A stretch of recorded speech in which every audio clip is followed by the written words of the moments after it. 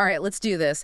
Usually when we talk about hot real estate markets or, must-watch rental zones, everyone just expects us to be talking about, I don't know, Austin or Nashville. Right, the usual suspects. Yeah. The places that end up on all those top 10 cities lists Yeah. until nobody can afford to live there anymore. Exactly. But today we are looking at something that feels, well, a lot more grounded and frankly, maybe a bit more relevant to where life is actually happening in 2026. Mm-hmm.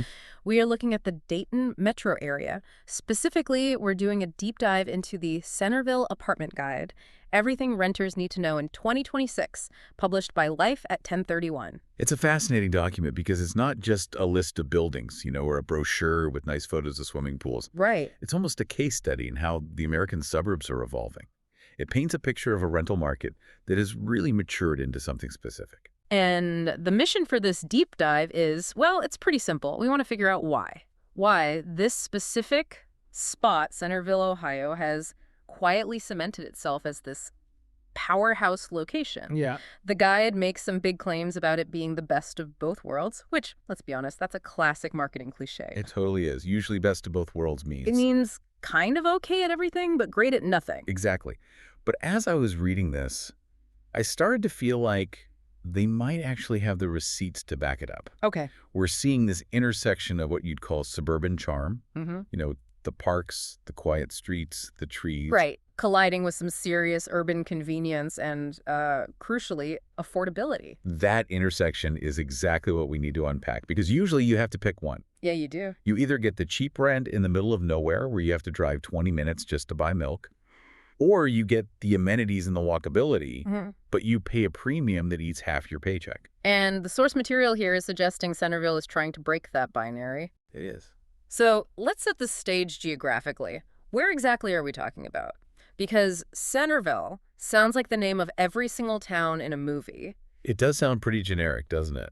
Mm. But geographically, it's very specific. The guide explicitly places it in both Montgomery and Warren counties. Okay. Now, to an outsider, that just sounds like, boring administrative detail. But strategically, it puts the city right at the fulcrum of the region. A fulcrum. I like that. That's a great way to put it. It really is. You aren't just in a suburb. You're in a connector hub.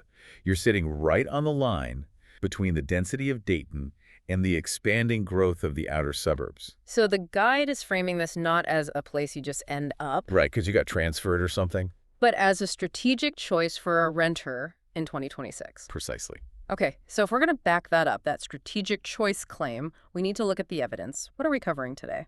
We have a three-part plan, basically, Yeah. based on this guide. First, we're going to look at the strategic appeal. So, location, jobs, infrastructure. Why would you even put your pin in the map here? Right. Then we have to get into the weeds on the 2026 market analysis. We have to talk hard numbers on rent because the guide gives us some very specific data. And I want to talk about what those dollars actually buy you. Because, $1,000 in one city gets you a cardboard box, and in another, it gets you a palace. Exactly. Yeah. And that leads to the third part. We'll look at the architecture of home, what these apartments actually look like, and the amenities that are standard now. Okay. And finally, we have to break down the neighborhoods. Because as I read through this, I realized Centerville isn't a monolith.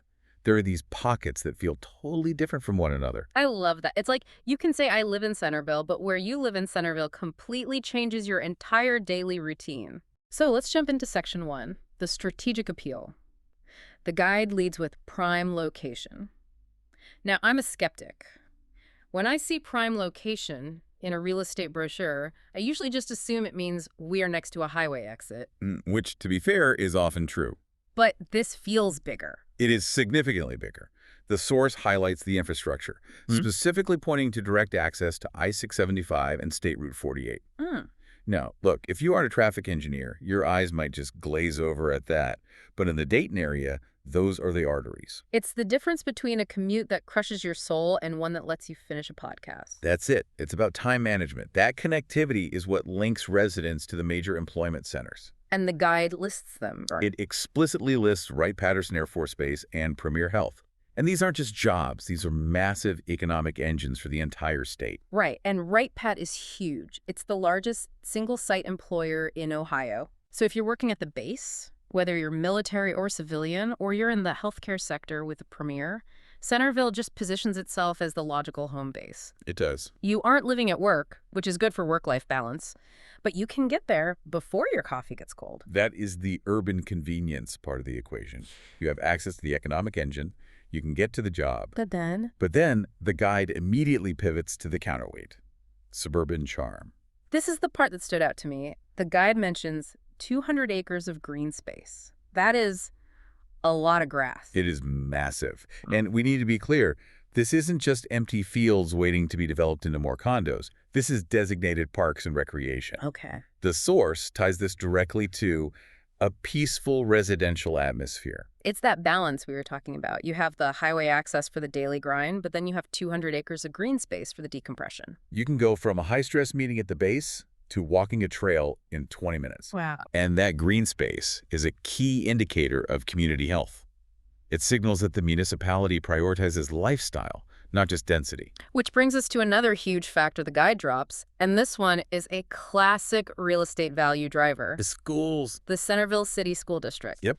Okay, so I want to pause on this. Obviously, if you have kids, the top-rated schools is the #1 filter on your Zillow search. It's non-negotiable. Right. But what if you're a single professional? Or a young couple with no plans for kids? Or a retiree? Why emphasize schools for a general rental audience? That's a great question, and it's one a lot of renters miss. It's about stability. Stability? How so? Even if you don't have children, being in a top-rated school district acts as a stabilizer for property values and, by extension, neighborhood quality. It usually indicates a safer, more community-focused environment. Neighbors tend to stay longer. So it reduces that transient feeling you sometimes get in rental markets. You don't have moving trucks blocking the street every single weekend. Exactly. It creates stickiness. People plant roots. And the guide reinforces that by mentioning community events year-round. Ah. It paints a picture of a place where neighbors actually know each other, which, let's be honest, feels like a bit of a luxury in 2026. It really does. We're so isolated sometimes. Just knowing your neighbor's name feels like a throwback. It does. Yeah. And we can't ignore the retail aspect of the lifestyle. The guide specifically points to the Green Town Center. Oh, the green. I've heard of this. It's not just a mall, right? It's Yeah. one of those open-air concepts. Yeah, it's essentially an outdoor shopping, dining, and entertainment complex that functions like a manufactured downtown. Okay. And having that nearby is a game changer. It means you don't have to drive into downtown Dayton for a high-end dinner or to catch a movie or go to the Apple store. It decentralizes the fun. You don't have to go into the city to have a night out. Which, again, goes back to that strategic choice. You're saving commute time on the weekends, too. Okay, so we've established the vibe. It's a nice place to live. Good roads, good schools, good shopping. But here's where it gets really interesting or scary, depending on your bank account. The price tag. The 2026 rental market analysis. This is the meat of the guide. So the guide breaks it down by unit size. I want to go through these because I think they tell a story about who is moving here. So hit me with the numbers. What does it cost to get a key to an apartment in Centerville in 2026? Let's start with the entry level, the one bedrooms. The guide lists the range as $800 to $1,100 per month. Okay. $800 on the low end. In 2026 dollars, that feels actually pretty competitive. It is very competitive. When you look at national averages for suburbs with this level of amenities, access to a major city, good schools, safety finding anything under $1,000 is becoming rare. $800 is an aggressive price point. So that's the solo renter. What if you need more space? A 2-bedroom. If you move up to a 2-bedroom, you're looking at $1,000 to $1,400. Do the math on that for a second. If you're a couple or you have a roommate, that's potentially, what, $500, $700 a person? Which is incredibly low for a high amenity area. That leaves a lot of disposable income for other things. Like spending money at the green or aggressive savings. Or saving for a house, exactly. Okay.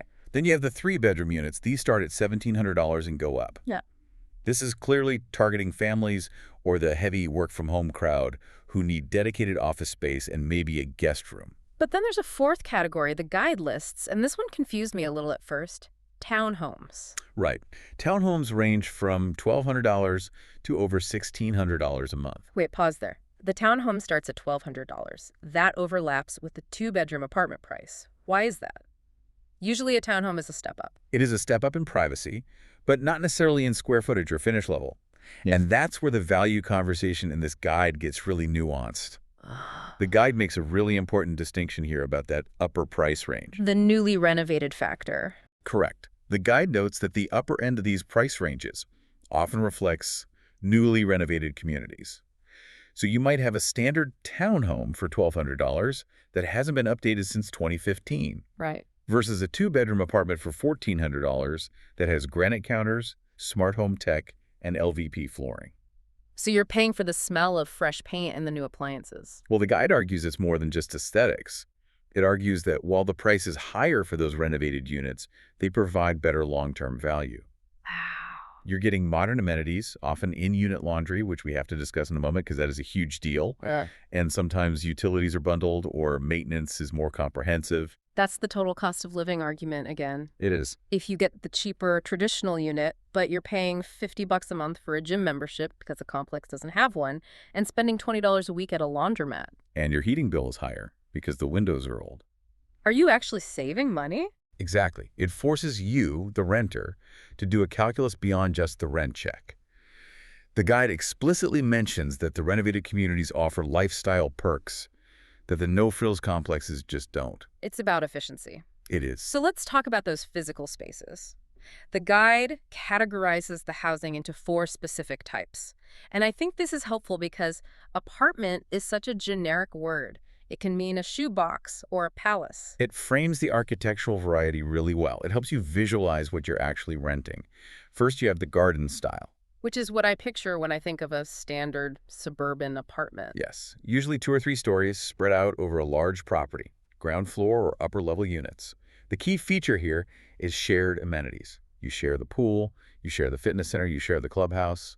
It's communal living. Then you have the townhome style. Yeah. And this is where the guide gets really specific about privacy. This stood out to me as a major selling point. The guide explicitly mentions private entries. And this is crucial. No upstairs or downstairs neighbors. Oh, that is the holy grail of renting. No one practicing tap dancing on your ceiling at 2 a.m. Precisely. Or no one complaining if you're the one tap dancing. True. And they mention attached or fenced patios. It provides a house-like feel. Totally. If you're transitioning from a single-family home, maybe you're downsizing, or if you have a dog that needs to go out at night, that private entry and lack of vertical neighbors is a massive psychological difference. It's a totally different lifestyle than the garden style, where you're walking down a shared hallway carrying your groceries. Correct. Then there's the luxury category. Which is defined by what? Gold toilets? Not quite, but high-end finishes, resort-style amenities. This is where you see the shift in tenant expectations. Granite, stainless steel, maybe a Peloton room, espresso bars in the lobby. Got it. And finally, the traditional complexes. The affordable, flexible option. The guide calls them no frills. If you just need a roof and 4 walls and want to save money to travel or pay off student loans, this is your lane. It's basic but functional. So we have the shell of the apartment, but what's inside? The guide has a section on must-have amenities. And reading this list, it feels very 2026. It reflects how our daily habits have really changed. It's a checklist for the modern lifestyle. It shows that landlords are paying attention to how we actually live. Top of the list, laundry. In-unit washer and dryer, or at minimum washer-dryer hookups, it's listed as a priority. It's funny how that has shifted. 10 years ago, a shared laundry room was standard. Now, it's a deal breaker. It is. If I have to haul a basket of clothes across a parking lot in February, I'm not signing the lease. It's about time and privacy. But then there are the tech amenities. The guide mentions high-speed internet connectivity, specifically for remote work. Which confirms that even in 2026, the work-from-home or hybrid model is a dominant force in housing decisions. If the building implies the Wi-Fi is spotty, you just can't live there. It's not just about Netflix anymore, it's about your paycheck. Exactly. If the building can't support your Zoom calls, it's off the list. It's a utility as vital as water or electricity. And here's one that I think is really telling about the retail landscape. Package concierge services. For secure online shopping. Right. We order everything now. Groceries, clothes, electronics. If I'm at work, I don't want my packages sitting out in the rain or getting swiped. A package concierge, like those secure lockers, is basically a necessity at this point. It's as important as the mailbox. It gives you peace of mind. It connects back to that convenience theme. Another modern addition the guide flags is EV charging stations. But they link that specifically to the luxury options. They do. It's becoming a differentiator for the higher-end communities. If you drive an electric vehicle, you need a place to charge it overnight. You can't run an extension cord out of a third-floor window. Sure. A complex that offers charging stations is solving a major logistical problem for you. It's the new covered parking. And we can't forget the pets. The guide mentions pet-friendly policies with dog parks or pet stations. This is huge. The guide emphasizes that Centerville caters to pet owners across the board. But again, look at the architecture. Oh, good point. The townhome style with the fenced patio solves the dog problem differently than the garden style with the shared dog park. That's a really good point. Do you want to let the dog out the back door in your pajamas, or do you want to socialize with other dog owners at the park? It's a lifestyle choice. Exactly. And the guide wants you to know you have both options. Okay, so we know what the apartments look like and what's inside them. But now we need to look at the map again, because the guide breaks Centerville down into 4 neighborhood nuances. Right. And I think this is super helpful because, like we said, location isn't just one thing. Right. The where matters. You can be in Centerville, but have a completely different daily experience depending on your street. Okay. The guide identifies 4 key zones. Let's start with Zone 1, near State Route 48. This is characterized by walkability. The guide mentions access to restaurants, retail, and grocery stores. So if you're the type of person who wants to walk to get a coffee or grab dinner without jumping on the highway, this is your spot. It's got that buzz. It's the downtown feel of the suburbs. It's for the person who likes to see people when they step outside. You're in the mix. Then you have Zone 2, around Yankee Street. This sounded very different. The guide describes it as having a quiet residential feel. And proximity to parks and schools. Right. If SR 48 is for the person who wants activity, Yankee Street is for the family or the professional who wants to retreat. Yeah. This is where you go if you want to hear crickets, not traffic. It's the sanctuary. Yeah. Then Zone 3, close to I-675. The commuter's choice. The guide frames this as perfect for people heading to Dayton, Beaver Creek, or Fairborn. You are prioritizing speed and access. You want to be on the on-ramp in 2 minutes flat. You count your commute in minutes, not miles. Exactly. But the guide knows you don't lose the suburban tranquility. You aren't living on the highway, you're just adjacent to the exit. A pragmatic choice for the efficiency-obsessed. And finally, Zone 4, near Schoolhouse Road. This is the entertainment hub. The guide highlights access to shopping centers and, again, the Greentown Center. So if your ideal Saturday is shopping and a movie, you want to be on Schoolhouse Road. Just minutes away. You are in the middle of the action. You're the person who wants to meet friends for drinks without a long drive. It's really interesting how distinct these are. You could live in Centerville and have a totally walkable, urban light experience. Or you could live in Centerville and feel like you're in a quiet, secluded park. That is the variety the guide keeps coming back to. It's not a one-size-fits-all suburb. And understanding these zones is crucial before you sign a lease. You need to know if you're a Yankee Street person or a Schoolhouse Road person. So let's zoom out. We've crunched the numbers, we've toured the units, we've mapped the zones. What does this all mean for someone listening who is actually looking to move? If we synthesize the takeaways from this Life at 1031 guide, Centerville in 2026 represents a mature rental market. It's evolved. It's not just spillover from Dayton anymore. It's a destination. It feels like it's meeting very specific needs. You have the architectural variety, from garden to townhome, meeting the amenity needs of a digital, pet-loving workforce. And doing it at a price point that, while it's rising, still offers options. From $800 to over $1,600.